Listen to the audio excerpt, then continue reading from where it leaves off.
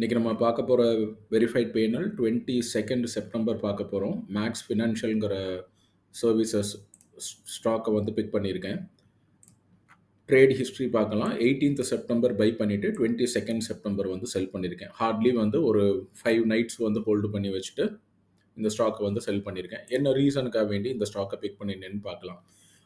இது வந்து ஒரு கேப் ஃபில் ஸ்ட்ராட்டஜி. எப்பயுமே மார்க்கெட் வந்து ஒரு பெரிய கேப் அப் பெரிய கேப் அப்னு வேண்டாம். ஒரு கன்சிடரபிளான கேப் அப் வந்து குடுத்துருச்சுன்னு சொன்னா, at any point of time அந்த கேப்ப வந்து மார்க்கெட் ஃபில் பண்றதுக்கு வந்து கண்டிப்பா வந்து ட்ரை பண்ணும். எதனால கேப் அப் நடக்குதுன்னா, அந்த இடத்துல நெறைய ஆர்டர்ஸ் போட்டிருப்பாங்க. பையரோட இன்ட்ரெஸ்ட் வந்து ரொம்ப ஸ்ட்ராங்கா இருக்கும்.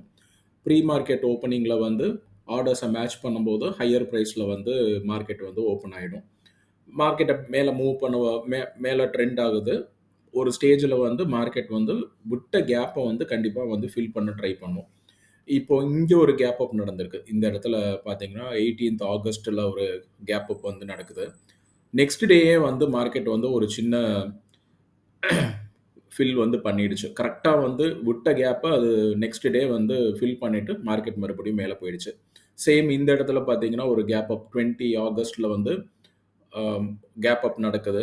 21st வந்து மார்க்கெட் இவ்ளோ மேல போயிடுச்சு. இந்த இடத்துல பார்த்தீங்கன்னா, மறுபடியும் அந்த கேப் வந்து ஃபில் ஆயிடுது. ஸோ, இதுதான் வந்து மார்க்கெட்டோட பிஹேவியர். எந்த இடத்துல வந்து ஒரு கேப் அப் நடந்தாலும், பேஸ்ட் ஆன் ஹிஸ்டாரிக்கல் சார்ட் நீங்க எடுத்து பார்த்தீங்கன்னா, அந்த கேப்ப வந்து at any point of time வந்து ஃபில் பண்றதுக்கு உண்டான சான்சஸ் வந்து நெறைய இருக்கு. அதாவது ப்ராபபிலிட்டி வந்து ரொம்ப ஹை. ஒரு சில இடங்கள்ல வந்து அந்த கேப் ஃபில்லே ஆகாது. அது அப்படியே தான் இருக்கும். பட் அதுக்குண்டான சான்சஸ் வந்து நான் பார்த்த அளவுல வந்து கம்மி.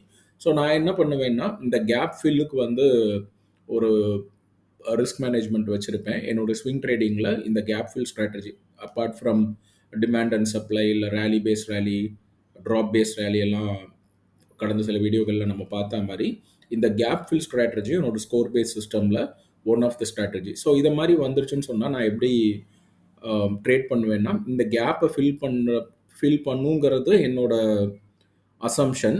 அதனால இந்த ஸ்டாக்க வந்து நான் பை பண்றேன். இங்க வந்து நெக்ஸ்ட் டே வந்து இந்த கேப் ஃபில் ஆனதுக்கப்புறம் நான் வாங்கலாம்.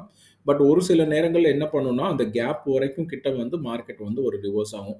ஸோ இந்த கேப் ஃபில் ஆயிடுச்சு அப்டின்னா, நான் வாங்கின பிரைஸ்லேருந்து எனக்கு கண்டிப்பா ஒரு 1 to 1 1/2% வந்து டவுன்ல வர தான் போகுது. நான் அந்த இடத்துல மறுபடியும் ஆவரேஜ் பண்ணிப்பேன். மார்க்கெட் கேப்ப ஃபில் பண்ணிட்டு மேல போயிட போது. ஒருவேளை இந்த கேப்ப ஃபில் பண்ணல. பட் அந்த கேப் வந்து ரொம்ப கம்மி தான். ஸோ இந்த இடத்துல நான் ட்ரேட் எடுத்தேன்னு சொன்னா, என்னால ஆவரேஜ் பண்ண முடியாது. ஒரு தடவ தான் நான் அந்த ட்ரேட வந்து எடுக்கிற மாரி இருக்கும். ஒரு 2 to 3 டேஸ்ல வந்து இந்த ஸ்டாக்க வந்து நான் செல் பண்ற மாரி டிசைட் பண்ணிடுவேன். இந்த ஸ்டாக் வந்து அடுத்தடுத்த டேஸ்ல எப்படி போயிருக்குன்னு பார்க்கலாம். இந்த டே ஓப்பன் ஆகும்போது 18th செப்டம்பர் ஓப்பனிங்ல வந்து நம்ம ஓப்பன் பிரைஸ்ல நம்ம வாங்கிட்டோம். வாங்கின இடத்துலேருந்து அது 1.13% வந்து மேல போயிடுச்சு. நெக்ஸ்ட் டே நான் ரீப்ளே பண்றேன். திருப்பியும் மார்க்கெட் வந்து மேல ஒரு 0.14% வந்து போயிடுச்சு. நான் இத ஈவினிங் தான் அனலைஸ் பண்றனால, நான் ஃப்ரைடே ஈவினிங் வந்து அனலைஸ் பண்ணும்போது, எனக்கு இந்த மூவ்மெண்ட் வந்து எனக்கு ஓகே. 1+1 வந்து கிட்டத்தட்ட ஒரு 2% வந்து நான் கெயின் பார்த்தனால, இங்க திருப்பி ஒரு கேப் அப் தான் விட்டுருக்கு. மார்க்கெட் எப்படியும் நெக்ஸ்ட் டே வந்து கேப்ப ஃபில் பண்ண ட்ரை பண்ணும். எனக்கு வேறு சில ட்ரேட் ஆப்பர்ச்சுனிட்டீஸ் வந்து வந்திருக்கிறதுக்கு சான்ஸ் இருக்கு. அதனால நான் எக்ஸிட்ட வந்து ரொம்ப குயிக்கா வந்து டிசைட் பண்ணிடுவேன். ஒரு சில ட்ரேட்ல மட்டும் தான் 14லேருந்து 21 நாள் வரைக்கும் அந்த ஸ்டாக்க ஹோல்டு பண்ணி வச்சுக்கிற மாரி இருக்கும். இதுக்கு நெறைய ரீசன் இருக்கு.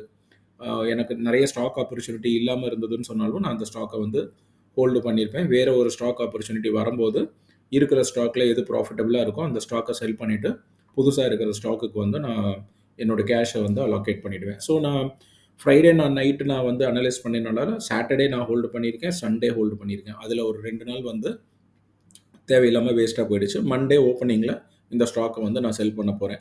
ஒரு டே நான் ப்ளே பண்றேன். நான் சொன்ன மாரி கேப்ப வந்து மார்க்கெட் வந்து ஃபில் பண்ணிடுச்சு. ஸோ இந்த இடத்துல ஆப்வியஸ்லி நம்ம வந்து செல் பண்ணிட்டோம். இது வந்து அதே மாரி நான் சொன்னதுல இந்த கேப் ஃபில் வந்து நடக்கவே இல்ல.